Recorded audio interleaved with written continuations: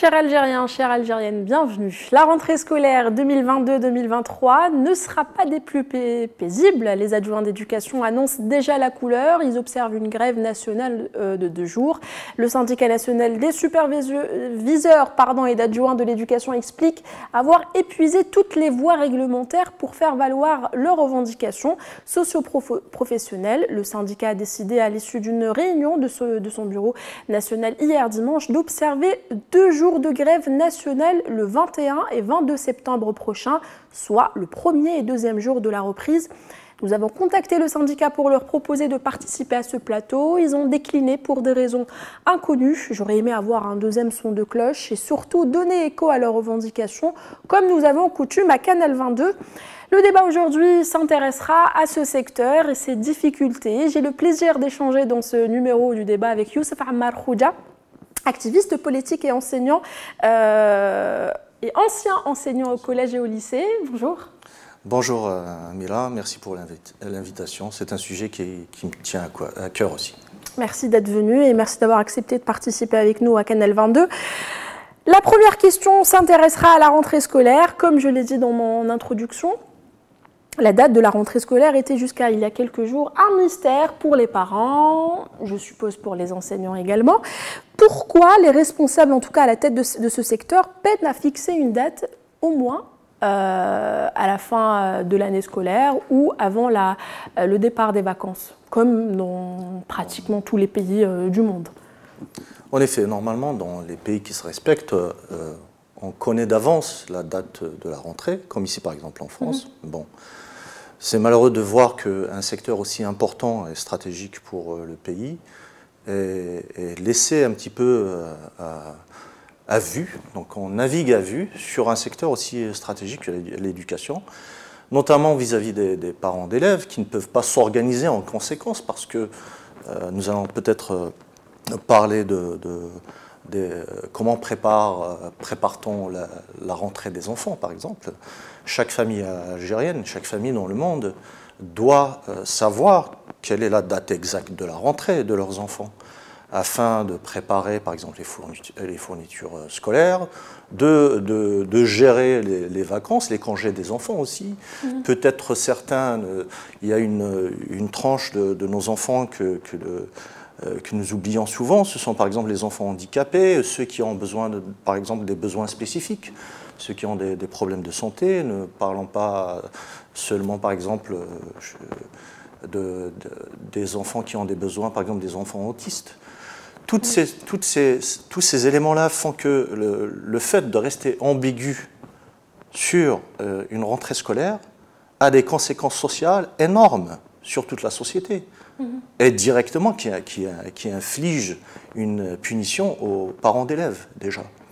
Et que dire de la qualité de l'éducation en plus de ça? Parce que la première des choses dans l'éducation, c'est d'apprendre aux citoyens à respecter le temps, à respecter les contrats, à respecter la parole donnée, et voilà.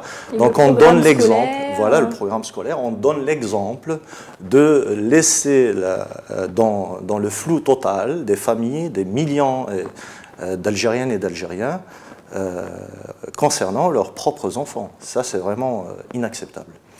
Vous êtes ancien enseignant, vous avez travaillé en Algérie et en France, donc vous êtes issu de ce secteur de l'éducation en Algérie. Et pourquoi, selon vous, les responsables peinent à fixer une date suffisamment tôt? Pourquoi? C'est juste un avis, donc je ne connais pas vraiment les raisons. J'ai essayé de regarder quelles étaient vraiment les raisons de cette ambiguïté, de ce flou, qui est un mal de l'organisation et de l'administration de l'éducation nationale. Mais je ne dis pas que c'est de leur faute, mais c'est tout simplement quand vous avez un ministre de l'Éducation nationale, quand vous avez un gouvernement qui ne planifie pas un secteur aussi important, comme je le disais, de la société, c'est plus qu'une faute, c'est un crime contre la nation. Donc, ça vient d'où? Peut-être, on peut faire des hypothèses, mais j'ai l'impression que malheureusement, même ce secteur est laissé à l'abandon par ceux qu'on appelle les responsables, laissé à l'abandon parce que ce n'est pas ça qui les intéresse. les grands responsables du pays, leurs enfants font leur scolarité dans des lycées ou des écoles spécialisées et privées en général. Ou peut-être en dehors du pays. Ou essentiellement, par exemple, quand on arrive à un certain niveau, donc essentiellement le niveau universitaire, ces gens-là envoient leurs enfants, voire même au lycée, donc envoient leurs enfants dans des pays, notamment ici en France. On connaît, d'après le livre d'un ancien ambassadeur en Algérie, un ambassadeur français en Algérie, qui a dévoilé les interventions de députés et d'autres responsables soi-disant algériens pour obtenir des places au lycée français d'Alger ou même dans d'autres structures qui sont ici à Paris, par exemple. C'est scandaleux. C'est-à-dire que les personnes qui sont normalement, qui ont l'obligation d'organiser l'éducation nationale, et c'est un devoir national de le faire, sont complètement déconnectés parce que leurs intérêts n'ont rien à voir avec l'éducation nationale. Les vacances, les grandes vacances, les vacances de l'été, en Algérie en tout cas, sont l'une des plus longues dans le monde. Est-ce que c'est normal d'avoir 3 mois de vacances selon vous, monsieur Youssef Markoudia? Est-ce que, bon, les vacances d'été, je dirais que... Beaucoup pensent, en tout cas les spécialistes du secteur pensent que c'est une période très longue, ça va rendre difficile la réinsertion en tout cas de l'élève, la reprise va être beaucoup plus lente. En tout cas, l'élève rencontre des difficultés à se remettre dans le bain après 3 mois de vacances et 3 mois de coupure. Honnêtement, je pense que si tout le reste allait bien, tant mieux qu'on ait des vacances assez longues pour les enfants et les familles. Si le reste, c'est-à-dire tous les appareils qui sont connectés à l'éducation, par exemple, si on arrivait par exemple à vraiment installer une éducation efficace avec des résultats qui sont mesurables, par exemple un enfant qui fait, disons, 5 mois dans l'année, mais qui apprend vraiment des choses, qui sort avec un bagage, parlons par exemple des élèves du primaire, savoir écrire, lire et calculer et compter, et surtout d'avoir des notions de civisme. Si on arrivait à ces objectifs-là, qu'il y ait 5 ou 6 mois de vacances à l'année, c'est pas grave. Donc le plus important, c'est vraiment d'arriver à des objectifs. Après, si on a 3 mois de vacances, le souci, c'est que durant la journée d'un élève, la journée moyenne, on voit que nos enfants, en général, ils souffrent à l'école. Il faut voir comment on a augmenté le poids du cartable, qu'un enfant... On va y arriver. Voilà, par exemple, que les enfants traînent. Ne parlons pas du prix on va arriver à ce point à la facture des fournitures scolaires. Oui. Donc, je dirais que les vacances, qu'il y ait 3 mois de vacances, et puis d'un autre côté qu'on a une excellente éducation nationale, moi je signerais dès demain. Mais qu'il y ait par exemple des vacances comme dans le monde entier, mais en même temps que l'éducation, que l'enfant... Que les cours soient condensés en termes qualitatifs et non voilà, pas quantitatifs. Que les cours soient bien partagés sur le reste de l'année, équilibrés, et surtout ne pas faire du bourrage de crâne, vraiment se focaliser sur des matières essentielles, vraiment essentielles, pas simplement en faire des enfants qui vont apprendre par cœur et ne pas avoir par exemple l'esprit de critique ou ce qu'on appelle la vraie intelligence, c'est-à-dire quelqu'un qui prend... qui est un enfant qui se pose de bonnes questions. Donc c'est ça l'enjeu et le défi que nous avons en face de nous dans tous les secteurs, et notamment dans un secteur aussi important que l'éducation nationale. Avant de passer en direct, avant de passer à l'antenne, vous avez parlé et vous m'avez demandé de rappeler les principes de l'éducation. Quels sont les principes de l'éducation que nous avons perdus en Algérie selon vous, monsieur Youssef Markoudia? Moi, je dirais que l'éducation, pas simplement en Algérie, l'éducation en général. Les principes de l'éducation nationale. Donc, d'abord, c'est un service public. Donc, il ne faut pas oublier, je dirais que l'école, à côté de l'hôpital, à côté de la police, si elle faisait vraiment son travail. Donc ce sont des services publics qui sont là pour créer de la valeur pour le bien commun. Et le but final de l'éducation nationale, c'est qu'on puisse avoir une société qui respecte un certain civisme, qui se développe culturellement, techniquement et économiquement. C'est ça l'objectif. L'objectif, c'est d'outiller les citoyens en bas âge jusqu'à l'université, voire plus, de telle sorte qu'ils deviennent productifs et productifs au sens large, pas simplement productifs concrètement. Parce que, par exemple, un philosophe qui dénonce des pratiques qui sont injustes dans une société, je ne vais pas citer ici, par exemple, l'histoire même de ce pays, oui, la République française, elle se réfère toujours à un Voltaire ou à un Rousseau, même s'il était suisse. Donc nous avons besoin d'une société, l'éducation nationale, le but même de l'éducation nationale, c'est de produire des citoyens et citoyennes, de construire un citoyen, une citoyenne algérienne qui pense à aider, à élever la société tout entière. Pas simplement à s'élever soi-même par un niveau, mais aussi quand chaque enfant, chaque adulte a reçu les outils nécessaires pour acquérir du savoir. Pas simplement un savoir, le savoir-être, le savoir-vivre, le savoir-faire. Le savoir-faire aussi, c'est extrêmement important. Donc ce sont cette combinaison de tous ces différents savoirs qui font qu'une société est avancée et une autre société est arriérée. Donc on le voit ici en Europe, la seule différence, comme disait Mohamed Boudiaf, Fatouna Bel'ilm. C'était son dernier mot, c'était Fatouna, Fatouna Bel'ilm, Fatouna bil pétrole ou le gaz ou la... Donc c'est ça ce qui est malheureux. Et nous avons... Est-ce que ces objectifs-là, en tout cas, sont fixés en Algérie pour l'éducation nationale? Est-ce que l'objectif derrière ces nouveaux élèves, ou la manière dont on éduque ces élèves, est de former une génération de demain, une génération qui va mener de réelles réformes, une génération qui va faire élever la société, comme vous dites?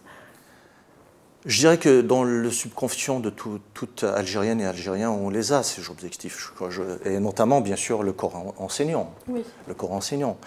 Cependant,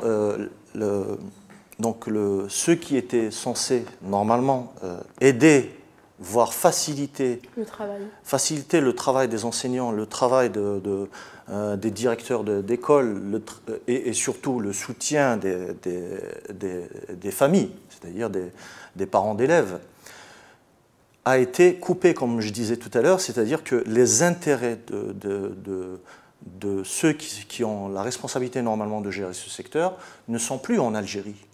Donc le secteur a été abandonné, alors que nous savons tous que pour vivre, disons, dans une sérénité dans n'importe quel pays, quand on prend par exemple des exemples qui sont formidables, comme la Finlande ou d'autres pays qui sont même si c'est des pays matériellement pauvres par rapport à l'Algérie, la Finlande n'a pas de pétrole, n'a pas de gaz, n'a pas... c'est juste une société de savoir. Il n'y a pas les mêmes ressources que l'Algérie. Absolument, c'est une société qui produit du savoir, du savoir-être et du savoir-vivre. Quand on dit du savoir-vivre, c'est-à-dire comment respecter l'autre. Je reviens toujours au civisme, c'est une mission de l'éducation nationale. On ne peut pas inculquer que le savoir, par exemple, faire. Il serait malheureux de rencontrer des ingénieurs qui ne savent pas se tenir, qui ne savent pas parler ou qui sont irrespectueux parce qu'ils pensent qu'ils sont ingénieurs et qu'ils ont quelque chose dans la tête, alors qu'à côté, complètement, l'éducation est à désirer. Ce sont de grands problèmes. Donc quand on voit maintenant, moi ça me fait de la peine de voir que beaucoup de jeunes maintenant dans la rue, moi je me rappelais par exemple, on pouvait aller par exemple en famille à la plage en plein été et être serein, de ne pas entendre certaines insultes. Et maintenant la famille algérienne a peur par décence et par dignité aussi, d'aller profiter des plages, surtout quand il y a la canicule. Et nous savons tous qu'au pays, on a au moins 3 mois de canicule par an. Quand on voit que et on privatise aujourd'hui, j'aimerais juste ouvrir une parenthèse, voilà, puisque vous avez par exemple privatisé des journées pour les femmes, comme si la femme devait en tout cas devait se plier aux règles, et devait aller en tout cas à la plage dans un laps de temps précis, une journée précise par semaine, et qu'on devait dicter aux femmes, ça c'est mon côté féministe qui ressort. Non, mais c'est tout à fait ton droit. On devait dicter aux femmes comment elles devaient se comporter, quand est-ce qu'elles avaient le droit d'aller se rafraîchir. Par exemple. Donc tout ça, c'est voir que l'éducation est tellement centrale à toute société qu'elle impacte plusieurs secteurs, qu'elle impacte la vie quotidienne, la vie privée, même à l'intérieur des familles. Donc les conflits à l'intérieur des familles, quand vous avez un adolescent qui peut insulter ses parents ou insulter ses frères et sœurs, alors que je me rappelle, moi, dans ma génération, c'était hors de question. Donc on respectait les familles, quelle qu'elle soit, la famille à la plage. On n'a pas ces gens-là qui viennent pratiquement agresser les familles sur les plages. Pourquoi je ne voulais pas parler, c'est juste anecdotique. C'est un exemple de dire, voilà pourquoi on est en train, en négligeant l'éducation nationale, en négligeant le civisme surtout, en négligeant le civisme, on est en train de construire des murs encore plus hauts dans la prison Algérie. On est en train de se construire nous-mêmes une prison pour finalement l'Algérienne et l'Algérien ne pourraient se sentir libre que dans son petit appartement s'il a la chance d'avoir un appartement spacieux. Et ça, c'est malheureux. Dans un pays aussi beau que le nôtre, aussi spacieux que le nôtre, on ne peut pas aller sereinement. Si quelqu'un veut aller à la mosquée, qu'il aille à la mosquée. Il a le droit de s'habiller comme... ne sont pas Donc, tolérés. à partir du moment où on inculque aux élèves, et surtout en bas âge déjà, à partir de la maternelle, qu'il faut toujours respecter l'autre, il ne faut surtout pas rentrer dans des sortes de domination par la violence. Donc on se rappelle, il y a certains parents qui sont fiers de leurs enfants quand ils sont violents. Ça, c'est incroyable. Il n'y a que dans des pays qui sont arriérés où l'on encourage la violence des enfants vers d'autres enfants, voire vers des enseignants, le pire encore. Donc l'objectif de toute éducation nationale, c'est d'abord un service public. Pourquoi un service public? Les gens, malheureusement, on a oublié ce que c'est que le sens du service public. Le service public, l'objectif, par exemple, l'objectif du service public, c'est la protection du bien commun. Le bien commun, il y a des biens communs qui sont matériels, il y a du bien commun qui est immatériel. Par exemple, le fait qu'on se respecte entre hommes et femmes et qu'on respecte nos anciens, que la femme puisse aller, par exemple, faire ses courses sans être embêtée dans la rue, qu'elle puisse s'habiller comme elle veut et qu'on ne dise pas « Ah, parce qu'elle s'est habillée comme ça, donc on va l'agresser ». Non. Qu'on n'excuse pas et qu'on arrête de justifier le harcèlement par exemple. Et la violence. Donc tout ça est lié. Tout ça est lié. Et lié à l'éducation, comme je disais, c'est vraiment le pilier de la société. Et voilà, c'est un service public. Ensuite, c'est là on doit vraiment appliquer l'égalité des citoyennes et citoyens à partir de l'âge des enfants. À partir de l'école primaire. À partir de l'école primaire, il faut absolument inculquer que les citoyens sont égaux pour qu'après, les citoyens réfléchissent en disant nous sommes égaux vis-à-vis de la loi, par exemple, vis-à-vis de la loi. Mais le fait de se sentir d'égal à égal avec d'autres personnes, déjà ça évite beaucoup de conséquences psychologiques, de violence et tout, surtout à l'âge de l'adolescent. J'ai enseigné des adolescents, des lycéens en terminale à Bourj Mnaïl, donc je sais qu'il y a une frange de la société qui a été traumatisée. Par la décennie noire? Pas seulement la décennie noire, mais aussi par exemple par le fait d'être éduqué dans un rapport de force, de violence. Pas dans un rapport, par exemple, moi je me rappelle quand on était en primaire, il y avait encore ces violences qui étaient tolérées par les parents. Un parent qui doit être fier, qui se voit fier de son fils qui viennent se battre. Dans la conscience collective, dans la conscience collective, c'est normal. Et les sociétés qui avancent, ce ne sont pas des sociétés qui se basent sur la violence, ce sont des sociétés qui se basent sur la... Qui est le plus fort? C'est surtout sur les compétences, sur le bien vivre en commun. Ce sont ces sociétés-là qui avancent. La Finlande n'est pas plus riche que la France ou que l'Algérie, par exemple. La Finlande, je cite la Finlande parce que c'est l'une des sociétés les plus évoluées en termes d'éducation. Justement, quand vous m'avez posé la question sur la longueur des vacances, en Finlande, vraiment les enfants, ils ont un temps libre durant déjà la journée, pour que puisse l'enfant pas seulement être cloisonné face à un tableau, alors qu'on sait tous qu'il est pratiquement impossible de se concentrer plus de 3 ou 4 heures par jour. Donc on favorise des activités à l'extérieur, par exemple, aller connaître d'où vient, par exemple, la nourriture de l'enfant, aller faire un jardin collectif, voilà comment on plante. Donc au lieu de venir sur un papier montrer juste comment évolue une plante, par exemple, je vais être un petit peu académique sur ces points, mais je suis désolé, c'est quelque chose juste pour illustrer pourquoi l'éducation, le système éducatif finlandais est l'un des meilleurs du monde.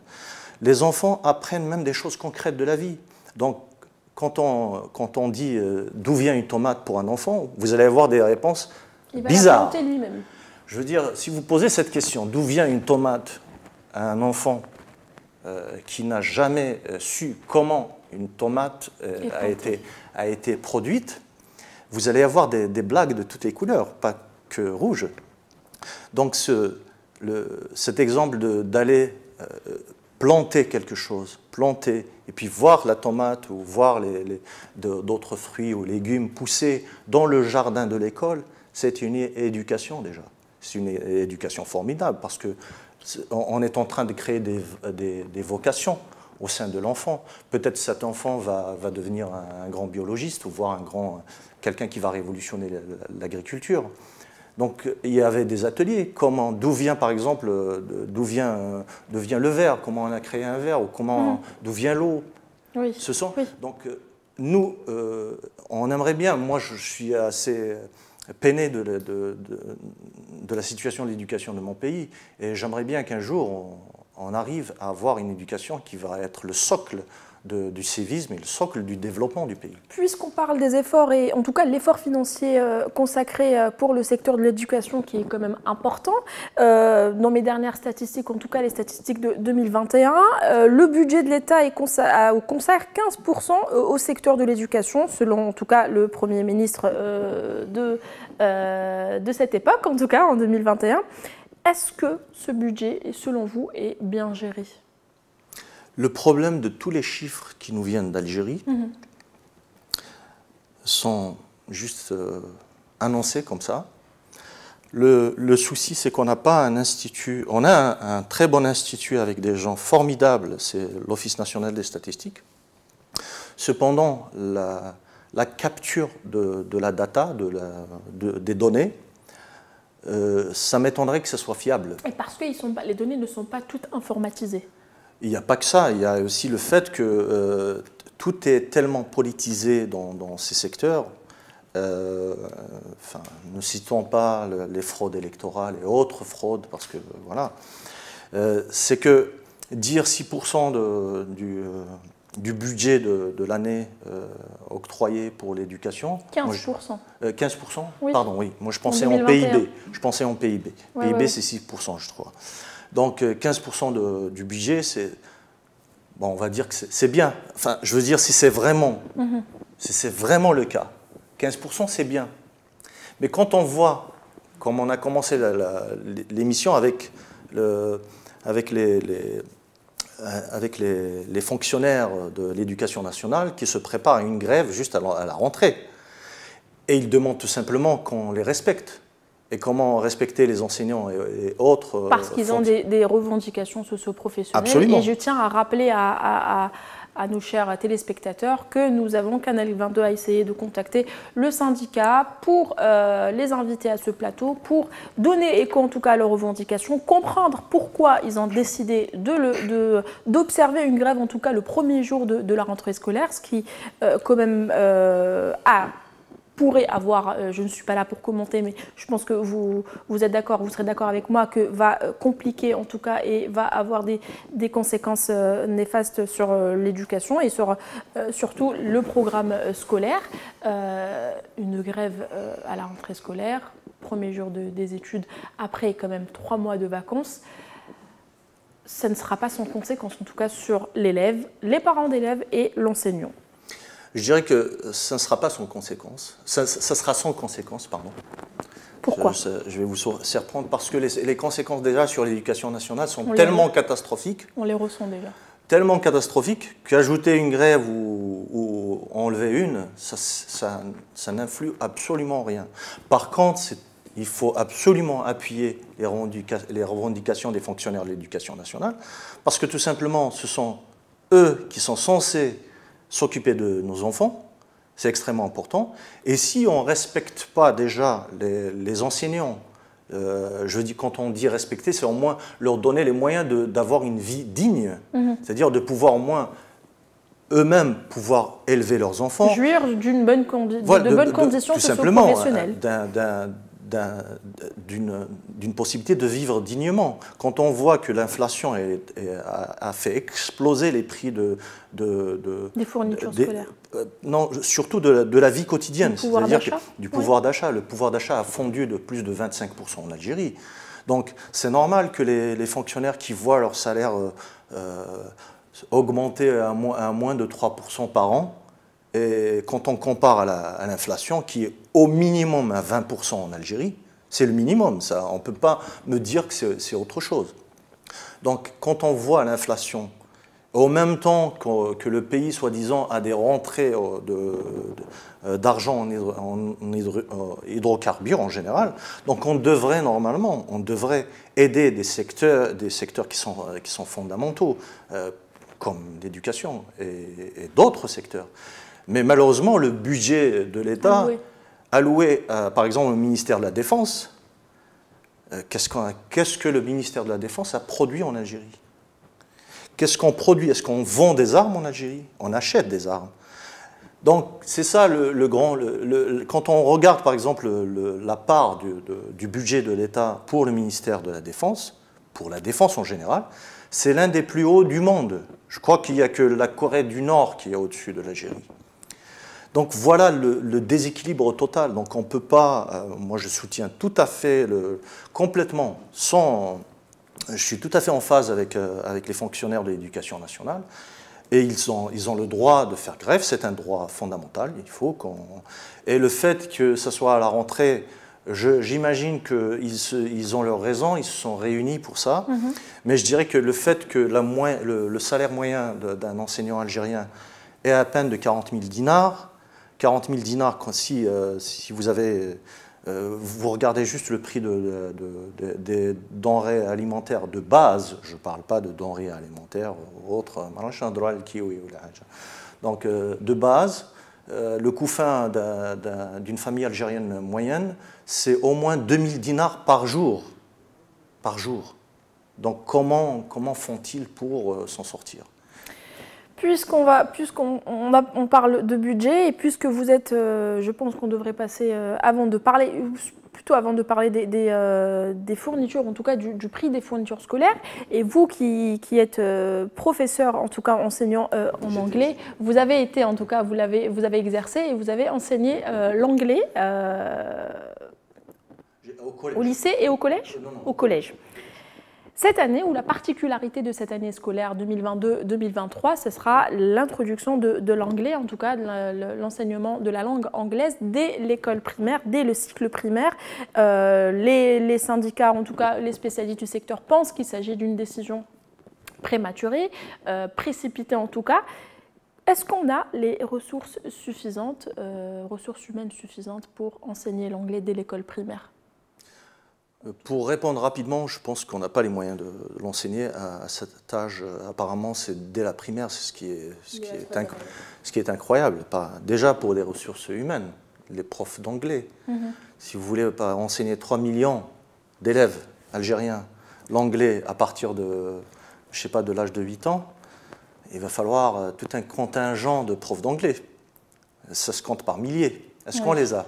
Moi, je demande vraiment si on les a. Selon le ministère, en tout cas le ministre du secteur, 5000 enseignants ont été recrutés. Ce sont en tout cas des enseignants ce sont des jeunes diplômés en anglais, licenciés en anglais, pédagogues ou pas. C'est un autre débat. Je pense que je devrais vous poser la question, est-ce qu'être diplômé en anglais, est-ce qu'ils sont pédagogues, suffisamment pédagogues pour enseigner cette langue à l'école primaire?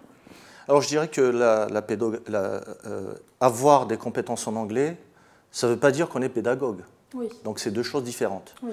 D'ailleurs ici même en France, je cite l'exemple que je connais mieux, et quand on fait par exemple une licence pour enseigner l'anglais ou l'espagnol ou autre, le jeune enseignant ou la jeune enseignante, elle fait 1 an de plus uniquement en pédagogie.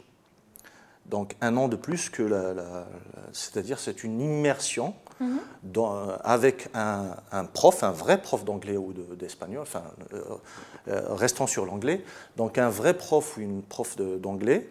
Donc il y aura une assistante soi-disant d'éducation, mais c'est une future où cette personne va devenir futur prof d'anglais. Éducateur, encore oui. Plus que voilà, donc c'est-à-dire pendant 1 an, pendant un an. Et ces profs-là, ils doivent aussi valider ce module de pédagogie.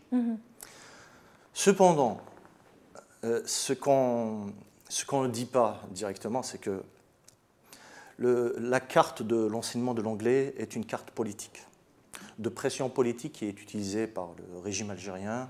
Pourquoi Soi-disant, pour faire un chantage à la francophonie et à la France, par exemple. Alors qu'on sait que tout ça, ça vaut absolument rien. Et pour un petit peu que le président français a rendu visite à l'Algérie récemment, par exemple, et que mais les relations. Il y a aussi un autre point, c'est qu'on utilise cette carte politique pas simplement vers l'extérieur, bien sûr, vers la France, mais aussi pour un petit peu flatter une certaine idéologie voilà, de la société. Alors que, quelle idéologie je dirais qu'il malheureusement, il y a certains de nos frères et sœurs qui pensent que évacuer complètement le français de l'enseignement ou même de l'acquisition des compétences et des savoir-faire en Algérie est une bonne chose. Moi, je dirais que ce serait une grave erreur de le faire. Ce serait une grave erreur parce que tout simplement, il y a beaucoup de cumul de compétences qu'on a acquis depuis l'indépendance. Il y a des gens extrêmement compétents. Moi, j'étais élève à l'école polytechnique, et quand vous allez à la bibliothèque de l'école polytechnique, bien sûr, il y a beaucoup de livres en anglais, mais l'essentiel est en français.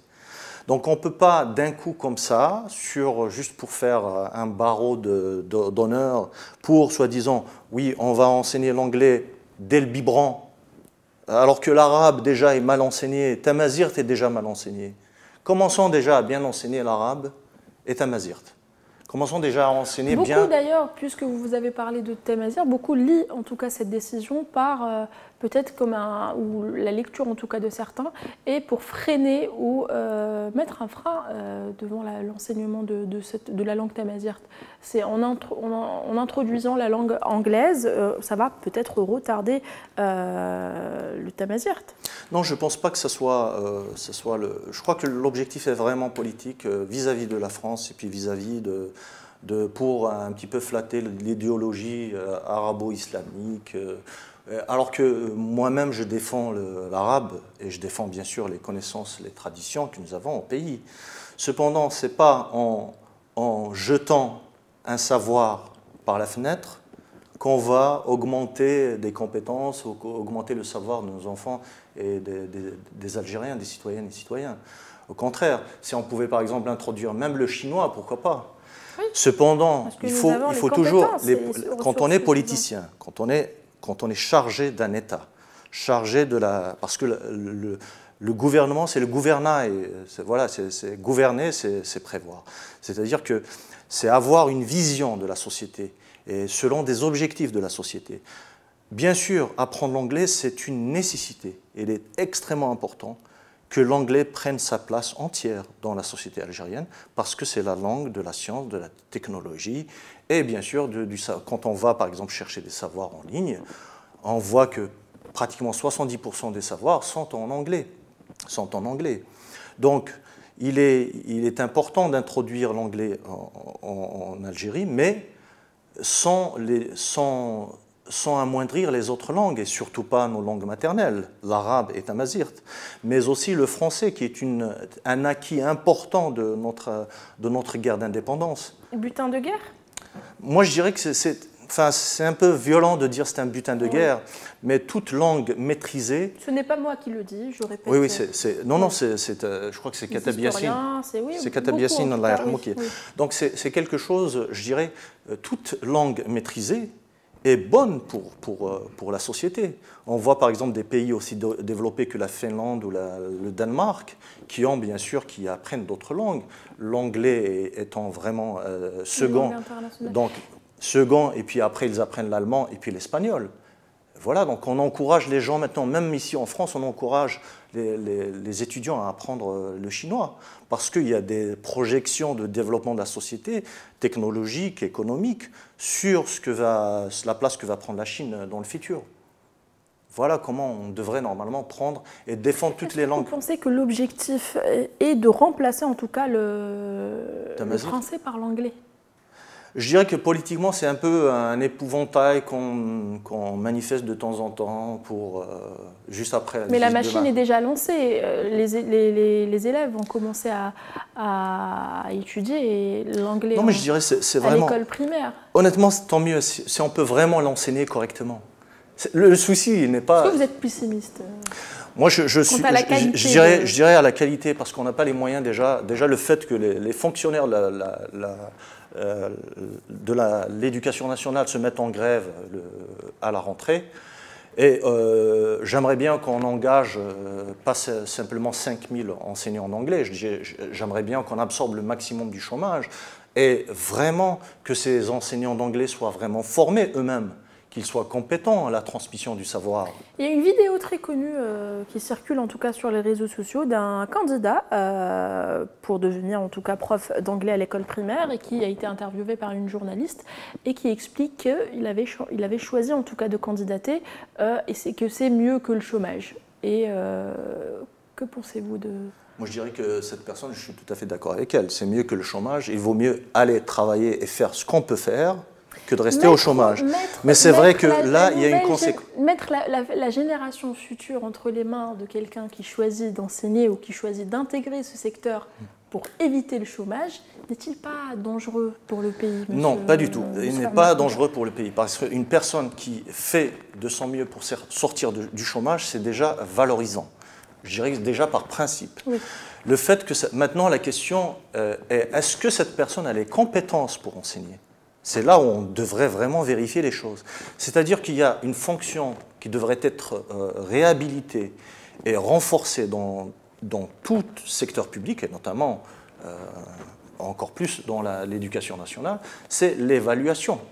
C'est-à-dire qu'il faut qu'il y ait une fonction d'évaluation, une fonction, par exemple, les enseignants, ces candidats à l'enseignement de l'anglais, j'espère qu'ils vont passer des concours, qu'ils vont passer des tests pour savoir... Je ne pense pas qu'en 3 mois, des concours ont été organisés. Voilà, donc ce sont des questions, c'est-à-dire que la personne, si elle fait de son mieux pour sortir du chômage, moi, respect pour cette attitude, c'est vraiment l'attitude... Heureusement, je ne critique pas l'attitude, je critique peut-être... C'est seulement le fait... Je me pose des questions sur... Absolument. Le fait que la personne, ces 5000 ou voire des milliers de futurs profs d'anglais, on doit absolument les évaluer et savoir s'ils ont vraiment les capacités, pas simplement de savoir, c'est-à-dire comment donner un cours d'anglais, mais aussi, on le disait tout à l'heure, d'avoir des compétences pédagogiques, parce que vous avez affaire à des enfants. On n'a pas affaire aux copains de la chambre universitaire pour lui apprendre comment dire une phrase en anglais ou sur des expressions. Donc c'est vraiment la pédagogie extrêmement importante à prendre en compte. Pas simplement le savoir, c'est aussi le savoir-faire, le savoir-vivre, ce qu'on disait au début, le savoir-être. Et tout ça, ce sont des éléments qui se complètent pour donner vraiment une bonne éducation et des outils d'apprentissage aux élèves et aux étudiants en général. Monsieur Youssouf Ammar Khoudja, le milieu social, parmi en tout cas les questions posées dans la fiche d'inscription scolaire, on va demander à l'équipe technique de nous la mettre à l'écran. Une fiche, en tout cas c'est une question qui a fait polémique sur les réseaux sociaux, les avis sont divergents. Parmi les questions posées dans cette fiche d'inscription scolaire, le milieu social, la situation financière de l'élève ou plutôt de la famille dont il est issu. Est-ce que les parents d'élèves, est-ce que c'est normal, vous êtes pour ou contre qu'une question semblable soit posée dans une fiche d'inscription scolaire, monsieur? On parle bien de la fiche où c'est marqué. Oui, on vient de la voir à l'écran. Si on peut la voir à l'écran, ce serait bien. C'est une fiche où on demande à l'élève de dire si c'est sa famille. C'est cette fiche-là. Voilà. Donc on le voit, c'est écrit en arabe en disant. Est-ce que c'est à l'élève de juger si. Je pense que cette fiche est remplie en tout cas par les parents. Ce qui est pertinent de poser. Ce qui est étonnant, c'est vraiment contraire déjà au principe de l'éducation nationale. Ça, c'est une violation du principe premier pour moi de l'éducation nationale. Un service public. Un service public doit traiter les citoyens, quels qu'elles soient leurs âges, et notamment nos enfants, d'une façon égalitaire. C'est-à-dire que l'accès au savoir et à l'éducation doit être complètement aveugle par rapport aux origines ou à l'état pécunier ou économique de la famille. Cependant, quand on demande à une famille de se déclarer riche ou pauvre ou moyenne, et surtout si l'enfant même va prendre connaissance qu'il est déjà catégorisé, classé comme étant pauvre, moyen ou riche, ça va créer des complexes chez les enfants. Si on parle avec des enfants à cet âge qui est très modelable, qui est très influençable, les enfants, ce sont des êtres plutôt émotionnels, plus que des autres de raison, parce que l'objectif, justement, c'est de leur inculquer la raison. Le problème, là, on est carrément en train d'attaquer un principe fondamental de la République, c'est-à-dire le traitement égal des citoyens vis-à-vis de la vie en cité, de la vie en cité. Donc, pour moi, je dirais qu'il va falloir absolument retirer ce genre de fiches. Il faut absolument les retirer, parce que ça va créer des complexes chez les enfants, mais aussi chez les parents. Et en plus de ça, ça va encore fracturer la société algérienne, parce qu'il y aura des riches qui vont pouvoir indirectement peut-être avoir certains passe-droits parce qu'ils ont un certain pouvoir.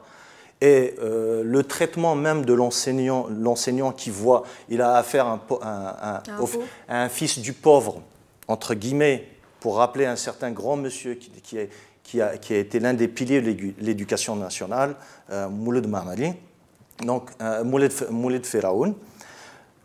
Voilà, un fils du pauvre. Donc, nous l'oul dal kbira et l'incendie, ainsi de suite, le petit Omar, ainsi de suite. Donc, c'est là un danger justement sur l'éducation nationale. Ça, c'est vraiment un poison qu'on est en train d'introduire.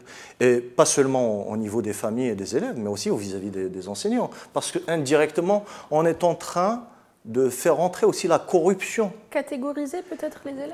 Absolument, c'est-à-dire que l'enseignant, s'il voit qu'il a des difficultés, et Dieu sait que la plupart des enseignants ont des difficultés financières à la fin de chaque mois, ils vont, si j'étais par exemple à leur place, je vais contacter toutes les familles riches en leur proposant des cours privés, par exemple. Je vais faire l'avocat du diable et je vais dire que peut-être, en tout cas, c'est ce que disent beaucoup qui défendent en tout cas cette décision, ils disent que c'est pour permettre aux enseignants de éviter en tout cas certaines sensibilités, de non pas réserver un traitement spécifique en tout cas aux élèves issus d'une famille pauvre ou moyenne, et peut-être permettre le bon,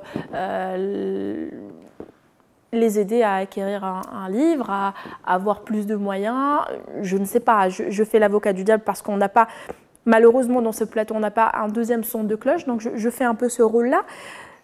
Que pensez-vous, M. Youssef Malkhoudja? Moi, je dirais que c'est tout à fait le contraire qu'il fallait faire.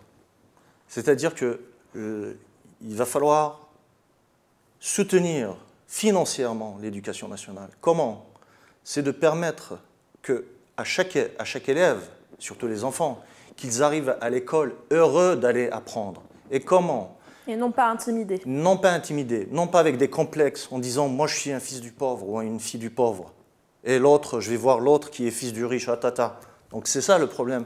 Il faut qu'ils arrivent tous sur le même pied d'égalité, en arrivant par exemple, moi je milite pour que l'éducation nationale réinstaure ce qu'on appelle le déjeuner, le petit déjeuner pour tous les enfants. Pauvres, riches. L'uniforme aussi. Pourquoi l'uniforme? On va ouvrir un autre... Non, on parle de l'éducation nationale. On parle de l'égalité. Pour moi, c'est vraiment là l'essentiel. Le cœur du problème, c'est dans l'égalité. Nous sommes à 7 minutes de la fin de l'émission. Donc le cœur du problème, c'est vraiment, voilà, c'est l'uniforme, permettre une santé, c'est-à-dire avec le petit déjeuner équilibré pour chaque enfant dans l'école algérienne publique. C'est permettre déjà la santé, prévenir la santé des adultes, des futurs adultes et jeunes. Et ensuite, c'est de dire aux enfants et aux familles algériennes, ne vous inquiétez pas, l'éducation nationale va construire des citoyens forts, en bonne santé, et qui vont prendre à leur charge le développement du pays. Et l'égalité, équité. Et l'égalité, absolument. J'aimerais bien que tous les Algériens soient riches, mais l'égalité, même pour les riches, est très importante, parce que l'égalité, c'est le garant contre la violence. À quelques jours seulement de la rentrée scolaire 2022-2023, qui sera apparemment spéciale, les prix des fournitures scolaires ont connu une flambée inédite en Algérie. Comment remédier à cette situation, Monsieur Youssef Malkhoudja? Déjà, c'est honteux que des prix, par exemple, j'ai entendu que la moyenne des fournitures, donc du panier des fournitures pour un élève algérien, tout âge confondu, est de 5 000 dinars. Ce qui est pratiquement presque 40% à 50%, la moitié d'un SMIC algérien. Quand 5 000 dinars, on est loin quand même on n'est pas à la moitié du SMIC algérien, mais j'aimerais rappeler que il y a aujourd'hui, en 2022, des familles qui gagnent moins de 12 000 dinars ou 12 000 dinars Absolument. En Algérie, il faut le rappeler. Donc, quand on peut faire juste un petit parallèle avec un niveau de pouvoir d'achat, par exemple. Si on faisait un parallèle avec cette dépense, ce niveau de dépense pour les fournitures scolaires, ici en France, on va trouver que la fourniture scolaire en Algérie est 5 fois plus chère qu'en France.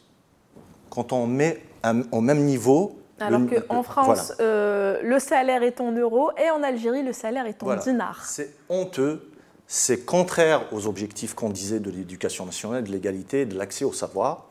Il y a des solutions. On peut tout à fait, moi je suis passé par l'éducation nationale, on peut tout à fait trouver des solutions pour amoindrir, voire diviser par 3 ou 4 cette dépense. Il suffit juste de faire du bon sens à l'école. Et surtout, de laisser les gens de bonne foi, par exemple les directeurs d'école, et bien sûr avec la concertation avec les parents d'élèves, il faut que les parents d'élèves, les associations de parents d'élèves, aient vraiment leur mot à dire dans ces choses-là. C'est extrêmement important, parce que l'élève est à l'école une partie de la journée, mais il y a aussi l'éducation continue à la maison. Donc tout ça doit être en symbiose. Et on ne peut pas éloigner les parents d'élèves de ces choses-là. Le poids du cartable, pour rester dans ce même sillage, le poids du cartable, vous jugez que le poids du cartable, en tout cas de l'élève algérien, est beaucoup trop lourd pour son petit corps, Monsieur Youssef Malkhoudja? Absolument. Déjà, ça a été, il y a des études qui ont été menées dans différents pays. Plus le pays est développé, plus le cartable est léger. Donc dans les pays les plus sous-développés, c'est là où on trouve des cartables de 5-7 kilos sur le dos d'un enfant qui pèse à 15-20 kilos. Et j'aimerais le rappeler qu'une décision ou une proposition du ministre d'imprimer en tout cas ou de télécharger les livres sur le net pour remédier, c'était en tout cas une proposition, une solution qui a été proposée par la personne qui est à la tête de ce secteur pour remédier à cette problématique. Tous les moyens doivent être mis en œuvre pour alléger le cartable de l'enfant et bien sûr en conséquence la facture de l'achat des fournitures scolaires pour les familles. Donc, est-ce que toutes les familles ont un terminal ou une bonne connexion Internet? Absolument pas. Déjà, la qualité de l'Internet en Algérie reste à désirer. Oui. Donc, laisse à désirer. Ce sont des éléments qui sont tous imbriqués, malheureusement.